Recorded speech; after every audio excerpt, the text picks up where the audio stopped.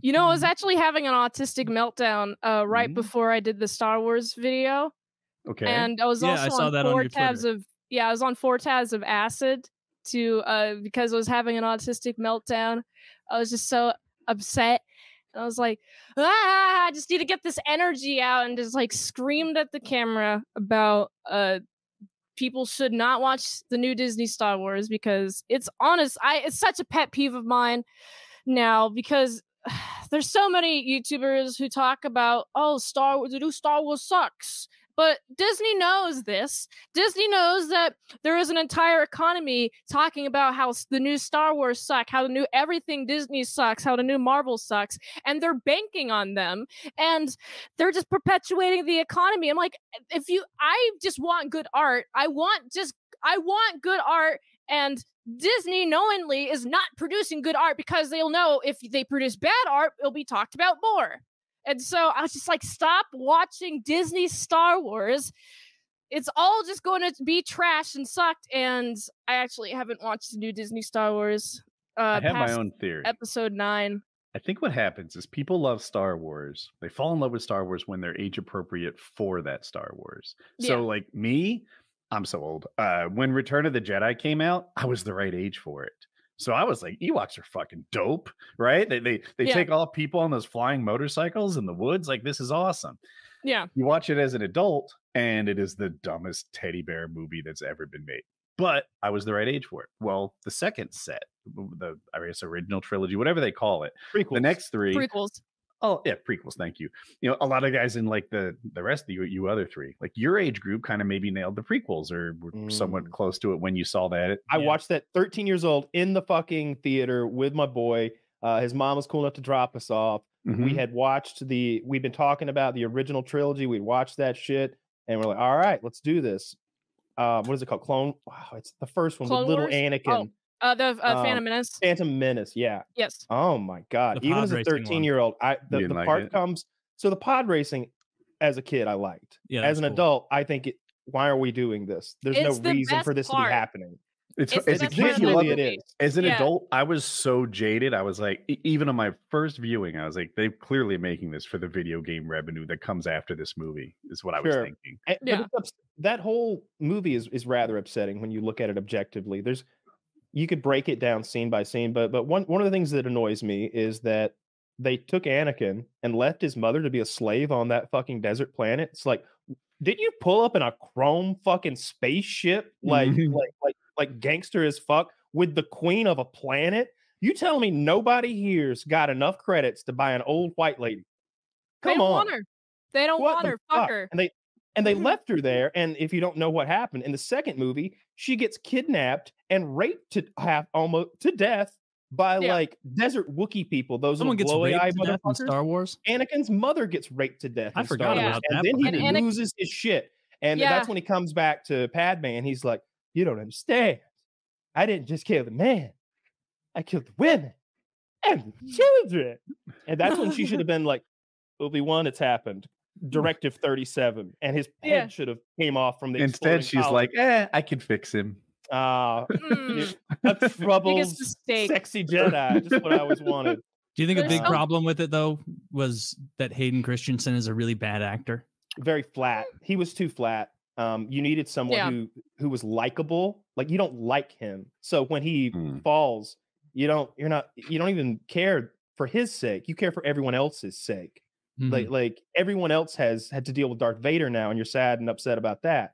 They're like, she's lost her husband, they've lost their father, he's lost his best friend, the Jedis have lost their hope. But you don't care about Hayden Christensen's character. Like, he's just so flat and dry, like the set, and he's just not a very good actor. He's better now. I don't know what he's in now. I like me too. Star Wars. The same fucking thing. Yeah. He's come back to play the character. Wait, really? Yes. Yeah. Huh. In the Obi-Wan series, not like first his like helmet gets like damaged, and there he is, Hayden Christensen in there, and he's like in the suit, like acting. Oh wow. Wow. That's cool. I think Kyle, you hated the new Star Wars as well, right? And I think you guys were a little more split. So the only Star Wars that I really enjoy, I love the animated Clone Wars stuff. I think it's fantastic, and I love Rogue One, the movie. It's a standalone movie, Taylor. It's like a prequel. It's just about a little ragtag group who goes and steals the plans for the Death Star and sends them to Princess Leia. So that's the thing everyone's chasing in the very first Star Wars movie, those plans. Yeah. So you get to see the secret agent kind of shit that got it. But spoilers, at the end, everybody dies. The Empire like nukes the site and kills everyone, but they get the message out with the plans. But everybody dies, and it's like, but they couldn't stop the terror cell.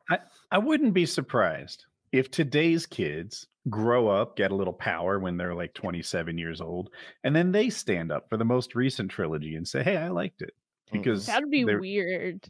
Yeah, I love when that purple-haired lady just broke all the laws of like Star Wars and like, fuck you all, I'm gonna fly my ship at light speed into the Empire and destroy it. And it's like, yeah, right. We could have done that all this time. We had this. Kyle, I have a question. What do you think of the narration of the Clone Wars? I tried to watch the Clone Wars animated series when I was like 16, and binge watching it was so annoying because of the narrator in the first 5 minutes and the last 5 minutes. Yeah, what do you think of the narrator?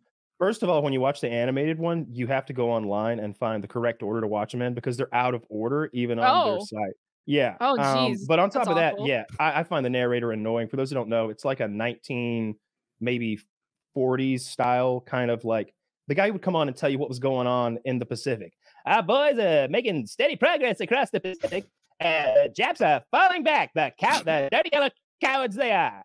But you get that for the Clone Wars. Inexplicably, for this futuristic Star Wars thing, they just come on, General Obi-Wan Kenobi, afraid that General Grievous would know his secret plans, hides amongst the Wookiees. And then you're like, why is this the voice? Yeah. Why didn't we just hire like one of the original people to be Harrison Ford? That would be excellent. Yeah, but anyway, I'm not a fan of the Star Wars either.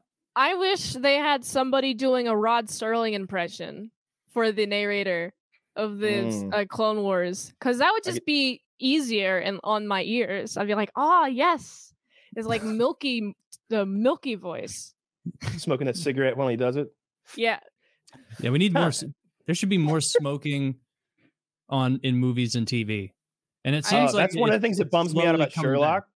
So I know Woody's been watching BBC's Sherlock with Cumberbatch and Martin Short or Martin Long or whatever his name is. The little fellow that plays Bilbo. Yeah.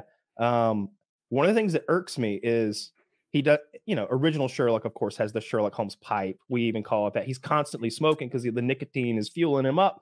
And our Cumberbatch guy, like BBC doesn't want him smoking, clearly. That's clearly what it is, because he's just always like covered in nicotine patches or like wanting a cigarette. And it's, this guy would smoke. Let him smoke. I would love it if he was chain smoking cigarettes the whole time. Or if every time was a different kind, like a hookah one day and cigarettes the next. Am I crazy? He smokes sometimes? Very occasionally. That's how they like know a special event. And they make it, usually it's there's someone else who smokes and he joins them. Sure. Yeah. But it's great though. I didn't like people that. Look I enjoy cool that show a lot. when they're smoking cigs. Yeah. It is unfortunately true. Yeah.